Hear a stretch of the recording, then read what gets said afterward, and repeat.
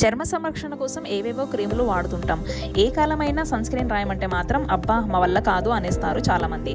అసలే ఎండాకాలం, అది ముఖాన్ని మరింత జిడ్డు చేస్తుందని కొందరంటే, పొరలుగా ఊడొస్తుంది, తెల్ల మచ్చల్లా కనిపిస్తుంది అంటూ కారణాలు చెప్పేవారు మరికొందరు.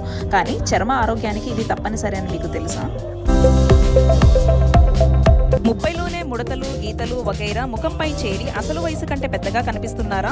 దీనికి 90% కారణం ఎండేనట.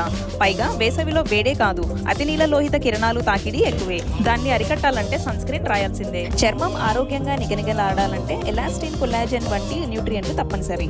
ఎండ ప్రభావం వల్ల వీటి విడుదలలో ఆటంకాలు కలిగించేస్తుంది. కొద్దిసేపు ఎండకు ఏమవుతుందిలే అనుకున్నా అది చేసే నష్టం అంతా ఇంత కాదు. అదే సన్ స్క్రీన్ లోషన్ వాడితే అది రక్షణ పొరగా ఏర్పడి ఏ హాని కలగకుండా కాపాడుతుంది. కాసేపు అలా బయటికి వెళ్ళవస్తే చాలు, ముఖం ఎర్రబడడం, దద్దుర్లు, మంట వగైరాలు పలకరిస్తాయి కదూ. వీటి నుంచి సన్ స్క్రీనే రక్షణ. ఇవేమంత ప్రమాదం, కొద్దిసేపట్లో అంతా తిరిగి చక్కబడుతుందిగా అని తేలిగ్గా తీసుకోవద్దు.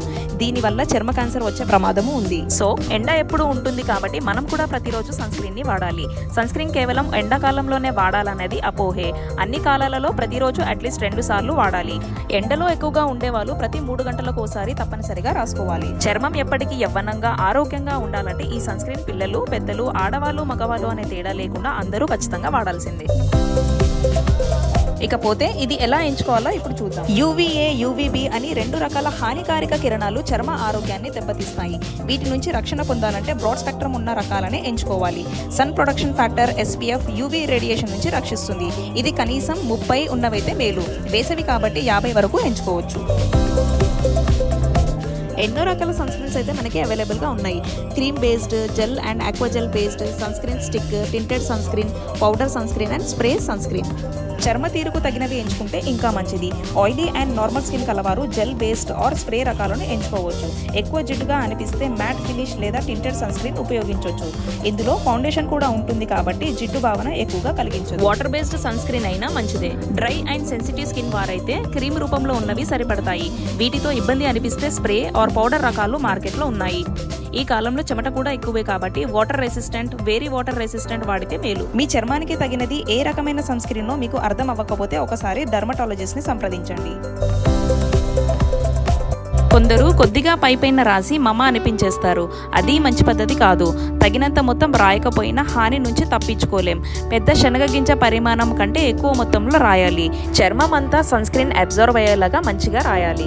ఎండలోకి వెళ్ళడం లేదుగా అన్న అలసత్వము వద్దు. ఇంట్లో ఉన్న సన్ స్క్రీన్ రాయాల్సిందే. ఇక బయటికి అడుగు పెడుతుంటే కనీసం 15 నిమిషాల ముందే రాసుకోవాలి. ముఖం వరకు రాస్తే సరిపోతుంది అనుకుంటున్నారేమో. ఎండ ప్రభావం పడే మెడ, వీపు, చేతులు, పాదాలకు రాయాలి. ఎక్కువ సమయం ఉండాల్సి వస్తే ప్రతి 2 గంటలకు ఒకసారి రాస్తూ ఉండాలి. పిల్లలకు సన్ స్క్రీన్ అవసరం లేదన్నది భ్రమే. 6 ఏళ్లలోపు పిల్లలకు టోపీ, స్కార్ఫ్ లాంటివి వాడాలి. అంతకన్నా పెద్దవారికి ఆట సమయంలోనే కాదు, కొద్దిసేపు బయట అడుగు పెడుతున్నా ఈ రక్షణ తప్పనిసరి. ఇకపోతే సన్ స్క్రీన్ ఎలా రాయాలి అనే సందేహం చాలా మందికి ఉంటుంది. సన్ స్క్రీన్ ఎప్పుడైనా డైరెక్ట్ చర్మం మీద రాసుకోకూడదు. ముందు మనం మాయిశ్చరైజర్ రాసుకున్న తర్వాత దాని మీద సన్ స్క్రీన్ అనేది రాసుకోవాలి. ఇంకా ఆలస్యం దేనికి? వెంటనే ఈ సన్ స్క్రీన్ ని మీ డైలీ రొటీన్ లో యాడ్ చేసుకుని ఎల్లప్పుడూ యవ్వనంగా నిగనిగలాడుతూ ఉండండి.